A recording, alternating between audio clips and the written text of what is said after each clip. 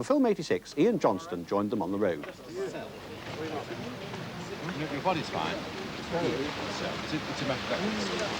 He's constantly obsessed with time, and that's why the film's called Clockwise. He's actually had a problem with it his entire life, but he's managed to get on top of it until this, the most important day of his life, when he kind of reverts to type, the type that Michael Frayn and I both admit is very much in us, the sort of person who's always slightly late for meetings. You know? Actually, I've got better the last few years, but I know that kind of inability to calculate exactly how long the journey's going to take. Hurry does reduce people to the state of panic where fast begins to operate. I mean, once you realize you're late for something, once you're behind time and you're working against time, you do get reduced to a subhuman condition where you start operating like a mad machine instead of like a rational human being. And there's always something attractive about the sight of, at any rate, somebody else doing that. Not so nice if you're in the position yourself. Because this very scene that we are attempting to do now, Stimpson, an upright headmaster, is about to be collusive in a criminal act, isn't he? Yes, he's about to steal a car, in fact, having just stolen the suit.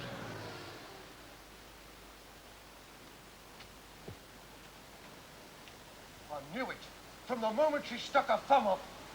And the man in the grey suit against the tree, how does he come into the plot? This is the man described in the script as a man peeing against a tree, and he observes me running back to the car in my underpants, carrying the Porsche driver's suit, pursued by the original Porsche driver who's now wearing the monk's habit. So he thinks that he is watching an insane monk attacking a man who happens to be his underpants and fighting over the ownership of a Porsche while he's trying to pee quietly against a tree, and he gets a little confused and very alarmed by what he's observing. And he's also a wonderful actor called Michael Percival, who's not as well known as he should be. And the businessman is played? The businessman is played by Sid Livingston, who is very, very funny and absolutely right for it. I don't know if the camera can see it.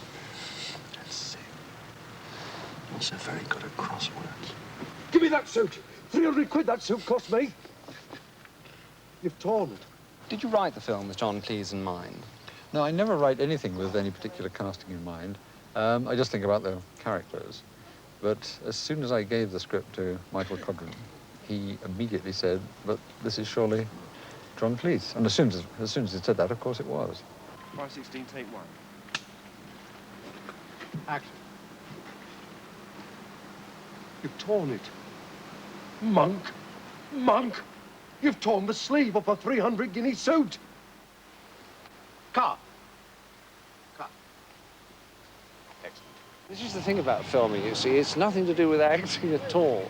It's becoming sufficiently philosophical to deal with the fact that everyone, including God, is trying to make it as hard to do as is possible. Because you think you have this scene and you just have to turn to someone, you know, and do the line, and then they say, can you turn the other way? You know, and then try and cheat up a bit, and almost anything that you're asked to do finishes up being 3 times harder to do than it should be. And that's, but there's no point in complaining about it. I mean, quite serious, but also light-hearted. But that is what filming is, and there's no point in starting filming if you don't know that's what it is. Can't you tell the difference between left and right? You said Norwich. That's Plymouth. You didn't want Norwich. Speech. Speech? What now? Wait! Stop! I've asked me to do some damn silly things as I've stood here, but no one's ever asked me to make a speech before. Come on, try this one then. Plymouth, this one. Speech. Speech? Please.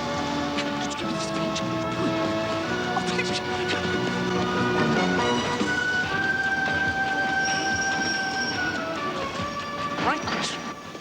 Did you not see Stimpson as perhaps being a little too like Basil Fawlty? Yeah, I was quite worried about this because naturally, I think everyone who gets typecast constrains against it because one does not like, you don't like to be put in a box. Nobody likes being put in a box, and that's what everybody does. When I say everybody, to some extent it comes from the general public. I think it principally comes from Fleet Street, because I think that a lot of the people who particularly write about this business are just a little cliched in their thinking. And once they have a box that they've put you in, that's it. I mean, it took me something like 13 years to get rid of the Ministry of Funny Walks label, which kind of went out of fashion about 2 years ago. And I suppose I should be Basil Fawlty for another 6 or 7 years, no matter what I do.